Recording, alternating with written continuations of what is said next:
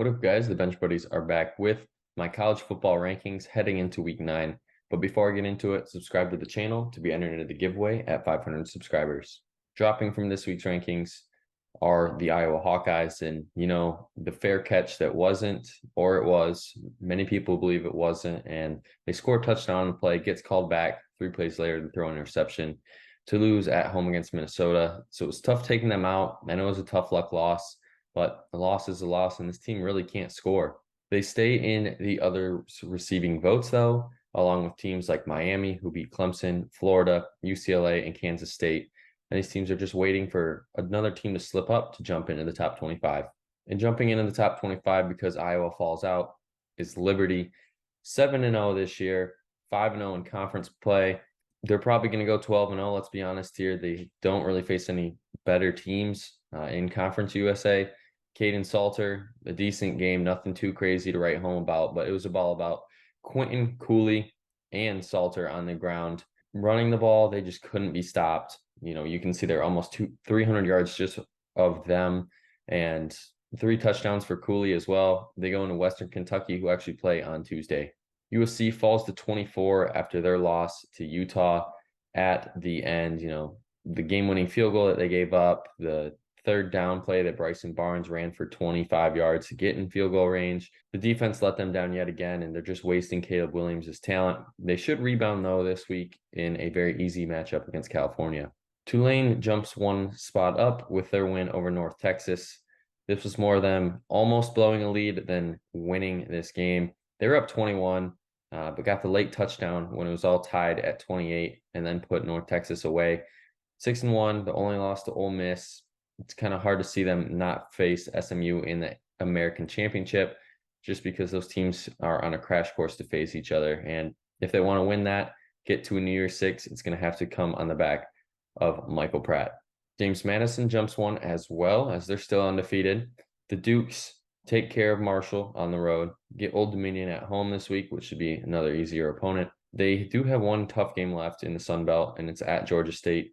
They are a 1-loss team. And if they can beat them, you might be looking at a New Year's Six team here as well, just depending on how these teams shape up the last of the season. This week, the Duke Blue Devils face Louisville, and they're looking to put the last 3 games behind them. I know they beat NC State in one of those 2, but it's a second loss in 3 games. Florida State, they contend in the first half, but then just couldn't do anything in the second half. But they still could have a shot at winning the ACC. They're 2-1 in conference play. They just need to win out, and if they can go into Louisville and get a big win here, then the Blue Devils are back up on the rise again.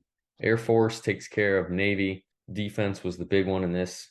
124 total yards Navy had on Air Force, and the one big play the Air Force had was a 94-yard touchdown pass that pretty much won them this game. You can see the stats there. They just didn't let Navy have the ball that much, and they go into Colorado State, which should be a tougher opponent than Navy, and it's going to be a tough place for them to play. Everyone's going to want to dethrone the undefeated, so Air Force has a target on their back. 19 is Louisville. They come out of the bye facing Duke. Then they have at Miami as well later in the year. And if they can win both those games, they could possibly be in the ACC championship now that everyone in the ACC except Florida State has one conference loss. Tennessee falls a little bit after their loss to Alabama on the road. They were up 20-7, and maybe they were going to pull off an upset here, but then just disappeared in the second half. And if you look at their schedule, they still have Kentucky, Missouri on the road, and then Georgia at home. And that could possibly be a 4-loss, maybe 5-loss team if they lose all of those games. Well, we're going to find out how they respond this week with the game at Kentucky. But Joe Milton played great. He just has to play great for the rest of the game.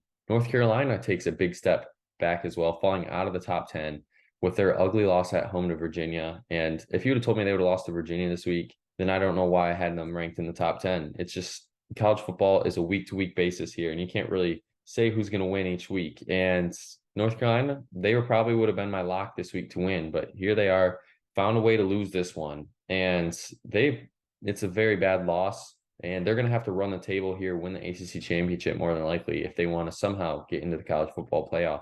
Missouri moves up 1 after dismantling South Carolina. Still, somehow, some way, they're finding ways to win games.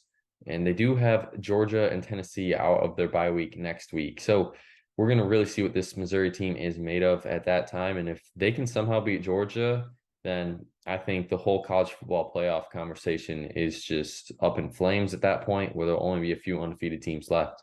LSU, not much to say about this team. They destroyed Army, obviously 62-0 there. The seventh straight week that they've put up 34 or more points.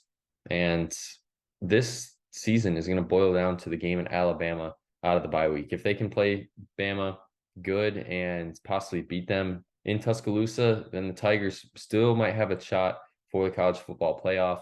That's a lot to ask. They would have to win the SEC as well, which would have to beat Georgia. And, that looks like a tough task right now. 14 is Utah. They move up 5 after beating USC on the road for the game-winning field goal, handing them their second straight loss. And the story for them is Cam Rising, officially now declared out for the year.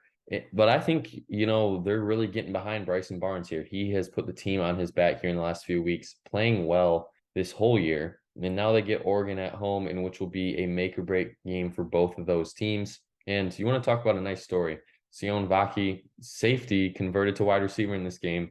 5 receptions, 149 yards, and 2 touchdowns. So he had the game of his career, and looking to see if he can build off that. Notre Dame jumps 1 out of their bye week. This team more than likely should finish 10-2.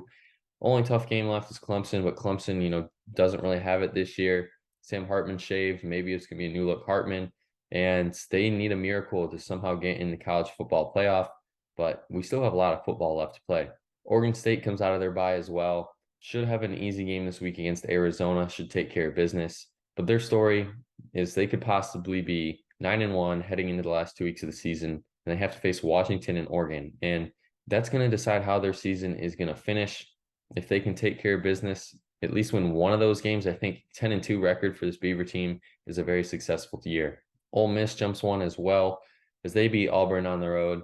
Jackson Dart didn't have his best performance, but he got the job done. Quinshon Judkins, another great game from him. And it was all about running the ball in this one. You can see there 223 rushing yards, 3 touchdowns, 425 yards of total offense. Get Vanderbilt at home should be another easy win. Move to 7-1 and possibly even in the top 10 at this time next week. Starting the top 10, I have to keep Penn State here. It just seems like this team is going to be a top 10 team all year. And if they never have to play Ohio State or Michigan, you might be looking at a 12-0 team every single year. The offense doesn't show up yet again against Ohio State. It's their 7th straight loss and haven't won in the horseshoe since 2011.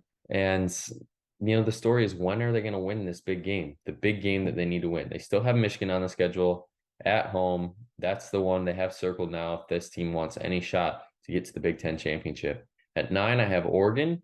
They take care of Washington State, in which I thought could have been a slip-up game. Washington State has been very good this year, but it just wasn't enough to upset Oregon. Bo Nix had a decent day. The running game obviously was very strong with Bucky Irvin and Jordan James taking care of business. And just like all the other Pac-12 teams, they have Utah, USC, and Oregon State still on the schedule. If they can, beat Utah, like what I said about Utah, it's make or break it for one of these teams this week. And whoever wins is going to move up, and whoever loses is definitely dropping down.